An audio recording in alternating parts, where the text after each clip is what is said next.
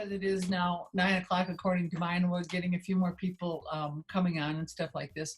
My friend Kay Wheeler is joining us today, and just to give you all, there she is up in the corner, my corner.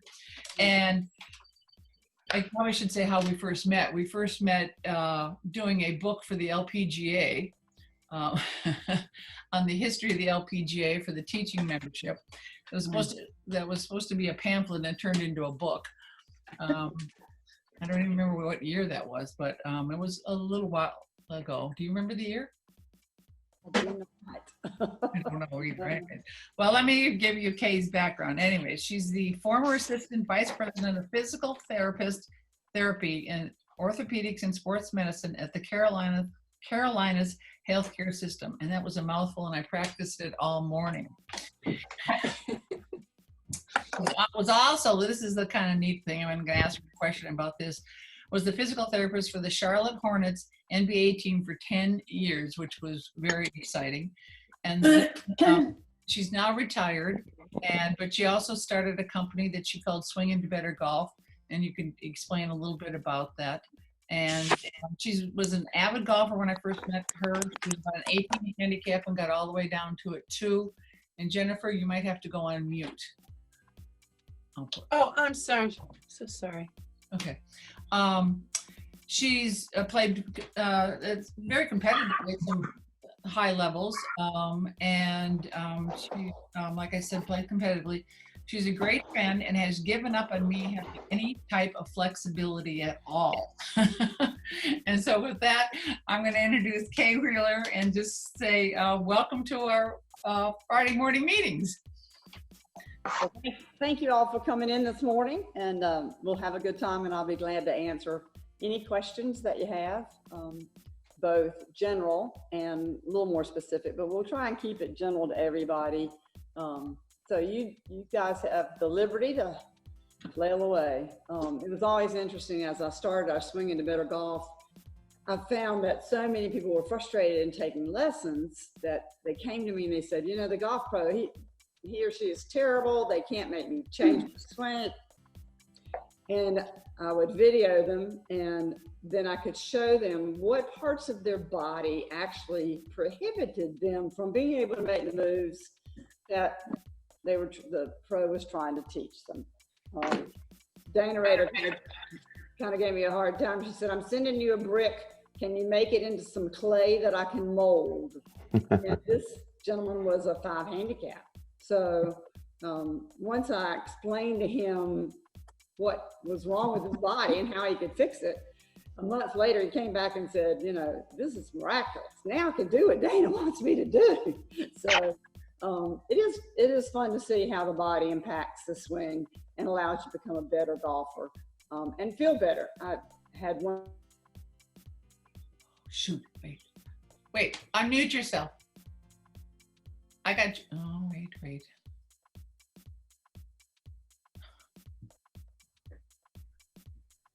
Okay, I got you unmuted. I am muted. Talk again. Can you hear me? I can hear you. Can you hear me? Now we can hear you. Yes, I muted everybody else because we were getting too much background noise. So sorry. Oh, okay. Okay. There's always a muting problem sometime on every one of these calls. So just so if anybody wants to ask a question, just please unmute yourself or raise your hand, and I can unmute you and stuff like that. Continue talking though about Dana Rader is also a past national president of the LPGA, and Kay was in Charlotte, North Carolina, as was Dana, who was a golf pro, obviously there. And so talk a little bit about that you make them into remold these people. Yeah. It's funny, I met Dana at Peyton Kirk Bell's Golfari when she was doing her Michael Jackson dance to entertain us at night. But and she had to kick a friend and I off the golf course off the practice tee, because she said, girls, don't you want to eat dinner? We're going, we've got 5 more balls to hit. So that will tell you a little bit about my competitive nature, playing golf. I love it. I have a passion. Started late in life. But as a physical therapist, it's been really fun to work with golfers and help them improve their game. So it's fun. Can you tell us a little bit about the Hornets and working with them for 10 years? Because you had some pretty big guys on that team. Probably the one person I enjoyed working with the most was a strong forward. I won't mention his name, but he was a little taller than I was, and he had injured his back. Jumping up, he ruptured a disc, which is highly unusual. We thought his NBA career was over. But to stretch his hamstrings, I had to put him on the floor and put his size 20 foot on my shoulder to get him to stretch. So I worked with him for months, and he would get so mad, and he'd say, "Kay, I'm tired of doing these girly exercises. When do I get to do big boy exercises?" Because I worked with him with a 2-pound weight to start. But he got there, and he returned and played several more years after that with a pretty good career. So that was a lot of fun. It's long hours, worked my regular job from 7 in the morning, and then games, I would leave the Coliseum at 12. So it was fun, and there was a lot to enjoy. So I was playing golf at the time. So tell us a little bit about what we started talking about before everybody got on, about your theory about warming up at the golf course. Well, I was telling Kay when I came on this morning, I have a theory about warming up at the golf course absolutely does you no good, because most of us, we fly out there, we want to go hit balls to warm up, and we don't focus on our bodies. So I say your warm up has to be done at home, and each individual person is going to have a different warm up from somebody else. And if you know you have a back problem, you need to be stretching your hamstrings and your hips and strengthening your abs. So those things need to be done at home. Couple things that I've always emphasized with people is that when you get to the golf course and you go to the range and you get ready to hit balls, make sure that you are in the proper position with your posture. If you think about Arnold Palmer in his later years and what therapists call kyphotic, bent way over, your thoracic spine doesn't let you turn very well. So I keep a short club in the house and take it, and what you can do is just put the club head at your back. You probably can't see me, but on just the flat of my back and the other parts on the top of my head. So then you practice bending into an athletic posture, which keeps your back, you can see it, my back stays on the golf club. It doesn't come forward, okay? Because when I want to make a shoulder turn, if I'm bent, I can't turn but so far. But if I get in that athletic posture, then I can make a nice shoulder turn, a full shoulder turn. So that's a really good thing to practice before you start hitting balls on the golf course. It gets your thoracic spine rotating, your hips. You want to make sure you keep your hips stable, feet, that nice relaxed knees. But don't let that right knee, if you're right-handed, drop back into where it's completely straight. You want to keep it bent and do that rotation. So hip rotation is a really important part to get into a good position at the top of your backswing, like Kay as you go through with her different positions with 8.5. So that, and then start with smaller clubs and warm up that way. But one thing I have my golfers do to help them get into that good position is most of us brush our teeth twice a day, okay? Well, I'm a multitasker, so I tell my clients, you got to bend over the sink when you're brushing your teeth. So when you do that, why bend over the sink like this? And you can see how curved my back is. Get into your nice golf posture and bend over the sink and then brush your teeth. And if you really want to be dedicated, try doing it standing on one foot. And I tell my golfers, you should be able to do that for 30 seconds, each foot. Morning, night, I'd have a timed toothbrush so that I know when I can switch feet. And for that 2 minutes, I just go back and forth and try and keep my balance. Uneven lies, you've got to have a good balance when you make those turns. So brush your teeth, work on your balance. You know, we could probably add to that too. It's every time you wash your hands, you could probably do the same Oh, thing. It's going to be more than 2 times a day. I know. I'm tired of happy birthday.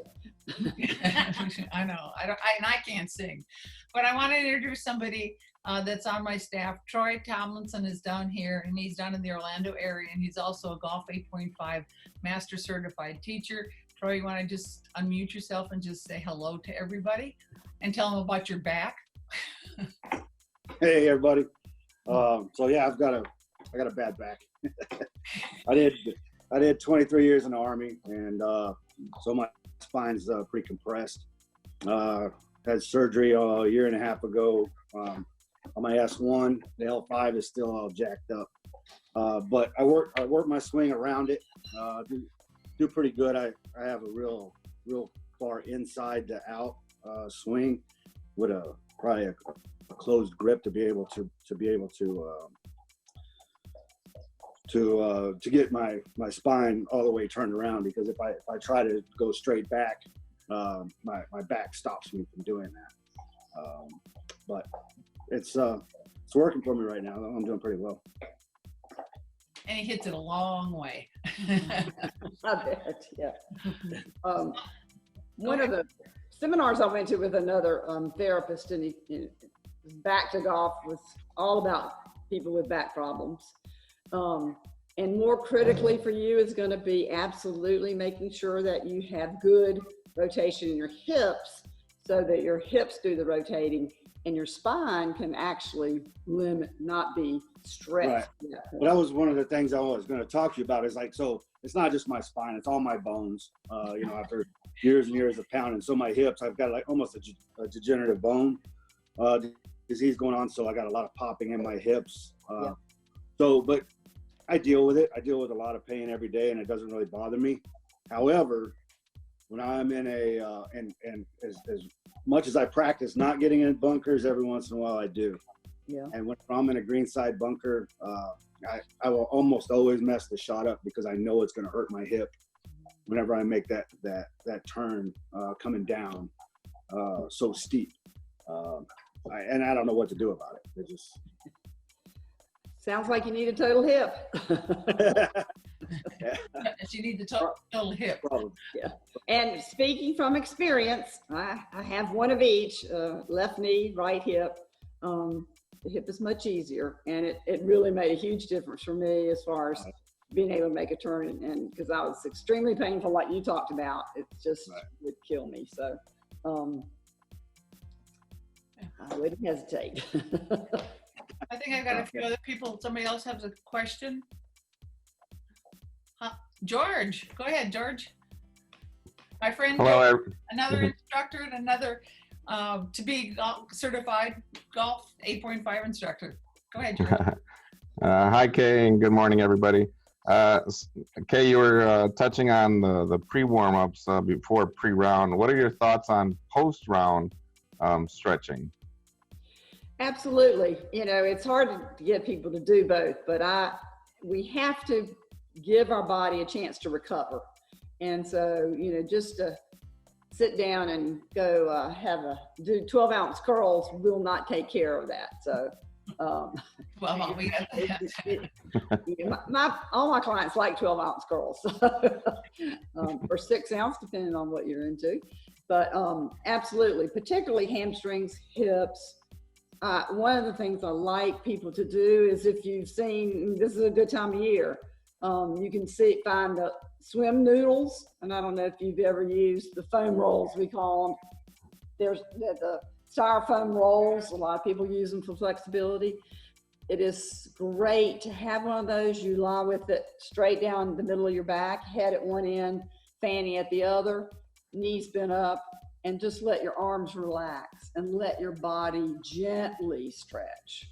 And that is a great, spend 2 minutes after you play. It is amazing what it will help you accomplish. Okay, well, thank you. Thanks. Yeah, Candy. Yeah. Candy, go ahead. Okay. Yeah, well, I don't know his name, but my Army man, how did he hurt his back? First time, or, the main thing? Dana. Name? Well, Oh, that's my wife's name's Diana. My name's Troy. Troy. So yeah, just a combined 23 years of the Army, just grounding and pounding. I spent my whole career armor and infantry. I was a drill sergeant for 3 years, just on my feet for hours and hours and hours. And then I did 3 tours in Iraq. I got blown up twice. So yeah, it just pounding your back. Can I ask you a question? What you always say about how you were taught to teach golf and about how we got to know each other and your testimony about golf 8.5? Well, it's just so I'm the director of golf for a group called Fairways for Warriors, and we teach golf to combat wounded veterans.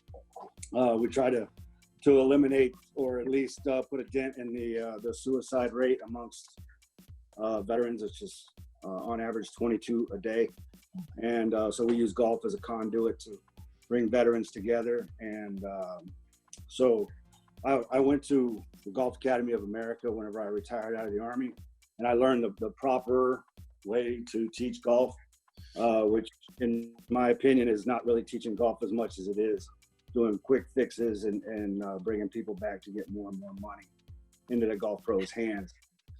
So you know, I met Kay through Fairways for Warriors. I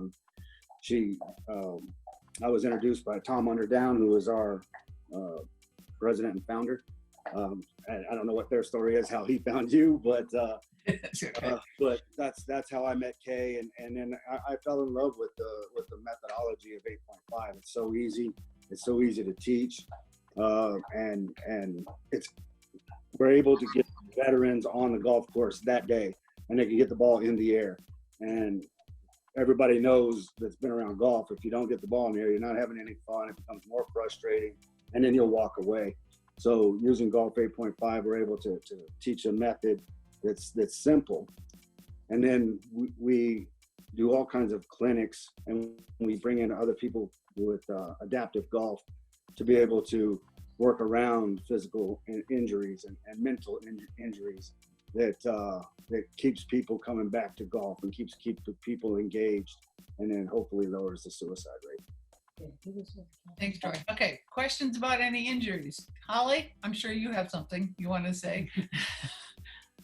I'm sorry that I have something to say. As I'm sitting here with my little club and one of my favorite therapy tools, what's called the back knobber. I don't know if you're familiar with that, Kay. Oh, yeah. First, just a shout out to Troy. I'm based in Orlando. Fairways for Warriors is based in Orlando.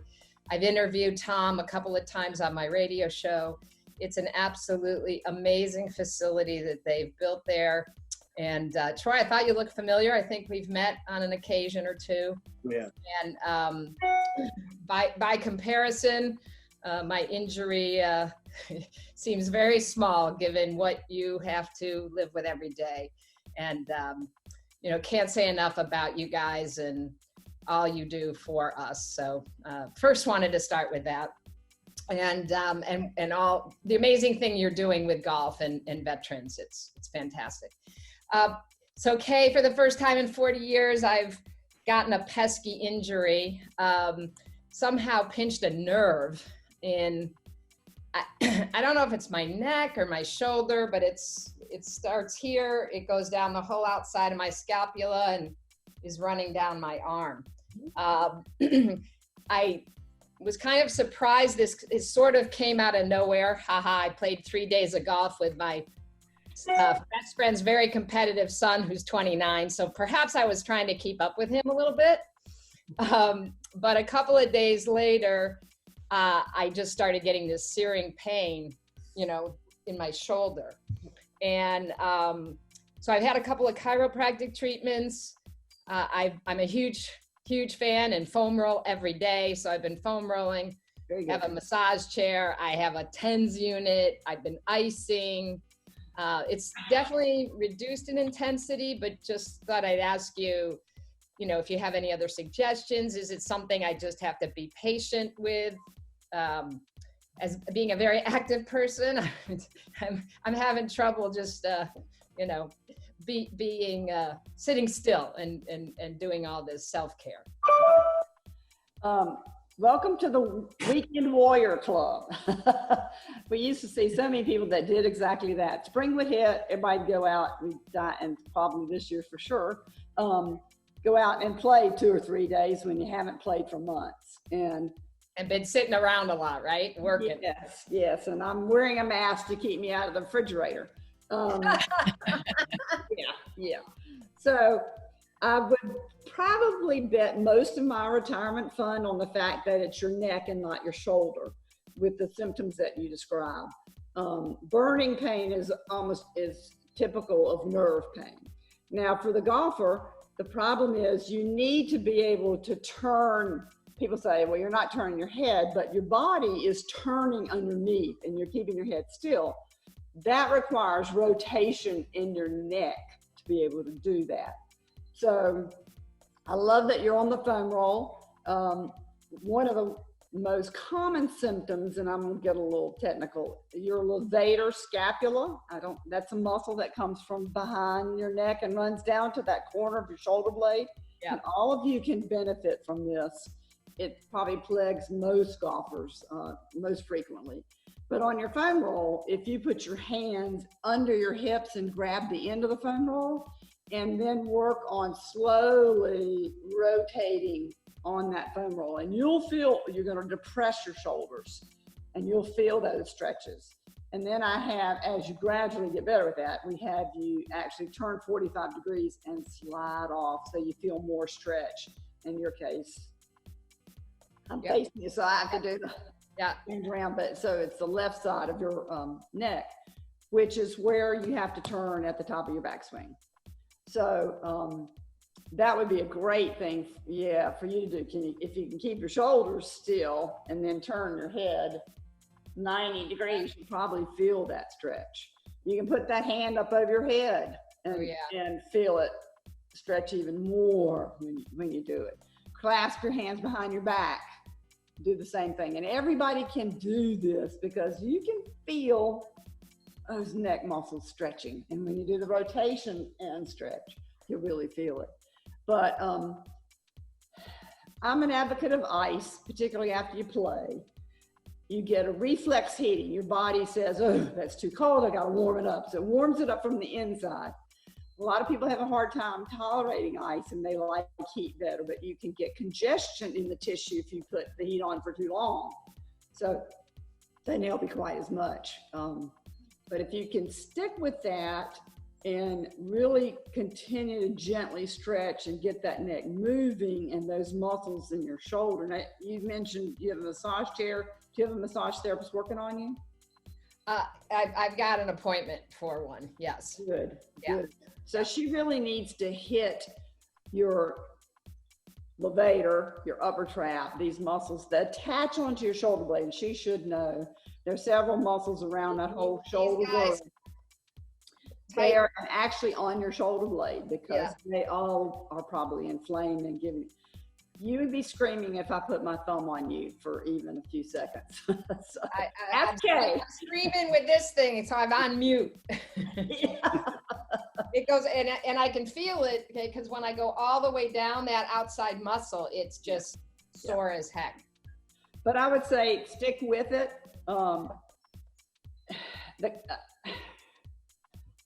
People always say therapists don't like chiropractors.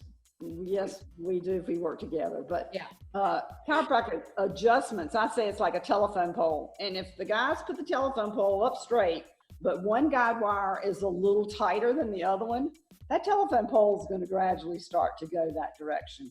So, you can fix it and put it up straight again, but if you don't fix the wires holding it, then it's just going to come back. So that's my feeling.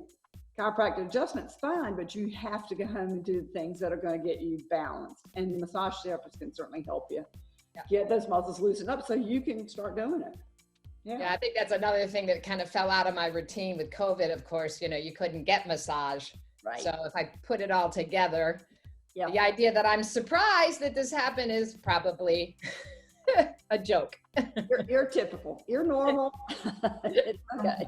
We all- Denial.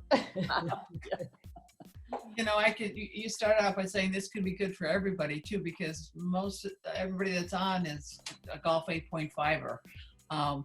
And as we age a little bit too, none of us turn quite as well as we used to, and everyone is having difficulty getting to position one, because it's really easy when my head goes this way, right? And you know, but we do have to kind of watch the ball, except when we practice and stuff like that. So and I don't turn half as much as I used to. And when she does put her finger on me, I do scream. Trust me, I scream because I'm very unflexible. Other questions from anybody? Let's go. I have one. Yeah, Angie, Who is that up there? go ahead.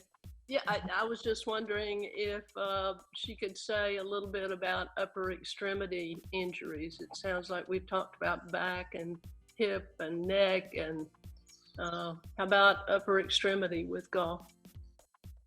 Gosh, I hate to say this. I just had a birthday, and these 3 days have been more painful than ever. So, you know, I worry about people. The age group 55 to 75 is the typical rotator cuff, and that is just everybody's worst nightmare to think about. Oh, I've torn my rotator cuff. So I think it's so important what Kay teaches is that it protects, you know, it's a cuff, not a cup. These 4 muscles attach on your shoulder, okay, and some of them actually attach on your neck. But anytime you get your arms above parallel to the floor, you're putting more stress on that rotator cuff, because a lot of us, the roof of our shoulder, which is called your acromion, may have a little hook on it. And that little hook can create a divot in your rotator cuff, which becomes a tear. So the beauty of 8.5 is it really keeps you in a good position so that you're not, you know, a lot of people, they get up in here at the top of their backswing. Well, that's put more stress on the rotator cuff versus really being arm parallel to the ground there. So we want to keep you out of those rotator cuff stressful positions. The foam roll that we've been talking with Holly, that's a great stretching for shoulders. And really because the muscles in your neck affect your shoulder girdle, we call it, which is your shoulder blade and your neck and collarbone in front.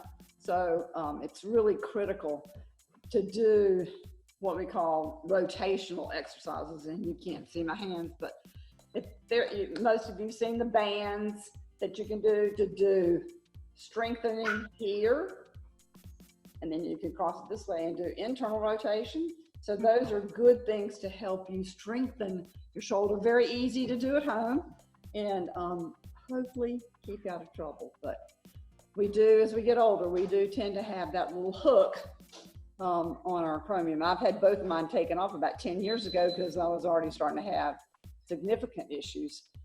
Working for orthopedists, it's real easy to get things taken care of. So I didn't want to have rotator cuff. I've worked with thousands of patients that have rotator cuff problems. It's not fun surgery, so, but that would certainly help. Right, yeah, I know. How about elbow? Anything?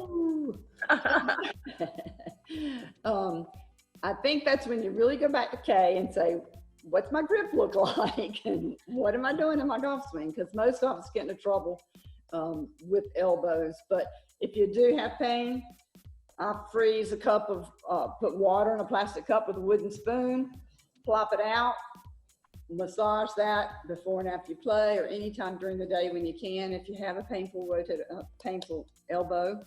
The stretches that you do, make a fist, pull your hand downward, you'll feel that stretch across your whole forearm, and then go the opposite direction. I used to tell, I know people don't like to exercise, so I have to come up with these things. So I told people, when you're sitting at the stoplight and you're put your hands together and bring them down and elbows out, and you will really feel that. And then turn your hand. So stoplights are great. So my elbows are up, hands flat together. You can feel it stretch already, and then just rotate, and you will get a great stretch for elbows. But again, here, and then fist and come down. Open up your fingers. You really feel it more at your wrist, but that's stretching the muscles that attach at your elbow. Okay? Yeah, yeah. And those are good because a lot of, especially women, you can want to talk a little bit about the carrying angle. It's our favorite one. Cover well. That you really don't want to have straight locked elbows ever. So, but you're also good about saying something about the grip because it has a lot to do with the grip. And if we get the club in the wrong place, it's going to injure your elbow a lot or irritate it. I'll say that. There you go. Mm-hmm. Jennifer? This is also a question for you, Kay. In the lowercase y position at the very beginning, if my shoulders come forward or they come back, which do you prefer? Should this all be straight here or bring forward? And will that affect functionality? Right. I'll go back to when I talked about using a golf club, and I don't know if you were with us at that time, but the club head goes on the back of the base of your spine, which is your sacrum, and then bending forward, okay? And that makes sure that you keep the middle part of your back is called the thoracic spine. If it's bent, it doesn't rotate very well. If it's straight, it rotates freely. Those vertebrae are supposed to rotate, take the stress off your neck, take the stress off your back. So if your shoulders, and we call it a forward head posture, if your shoulders come forward and your head's forward, that accentuates the problem. Your thoracic spine is bent, it won't rotate. If you get in an athletic position, if somebody's going to throw a ball at you, you wouldn't do it looking like this. You'd have your head up and ready to catch that ball. So same thing, it's an athletic posture where your shoulders are relaxed and they are back flatter across here. But that keeps your thoracic spine straighter and allows it to rotate. You'd be amazed at how much difference that makes. It just has the right part of your body doing the right thing. One thing about when we do our GCAP thing too, so many people get their arms straight out to put their grips on it where your shoulders are already in. So if you have your elbows bent when you're putting your grip on, that already automatically puts your shoulder in a better position rather than trying to be such a perfect Y. That's why I like 8.5. We've done this for a lot of years talking about all this stuff. Yeah. Anybody else? Holly, did you have one more question? Or is that? I did. Kay, you were speaking about that forward head, Right. everything getting pulled thoracically forward, especially those of us that do a lot of computer work. Any exercises to just kind of open this up? I know one is, corner presses, but just wondered what else you might share. Can you on the foam roll where you just let your arms go back? I'll be surprised if you can, when you're on your foam roll, if your forearms can lie flat on the floor. Most of the time we start here and then oh goodness. The corner stretches are good. If you're at work and you can't get to a corner or do something, I would just have you put your hands behind your back and right there at the base of your spine and just pull down. And you will feel down and out. You'll feel that start to open up.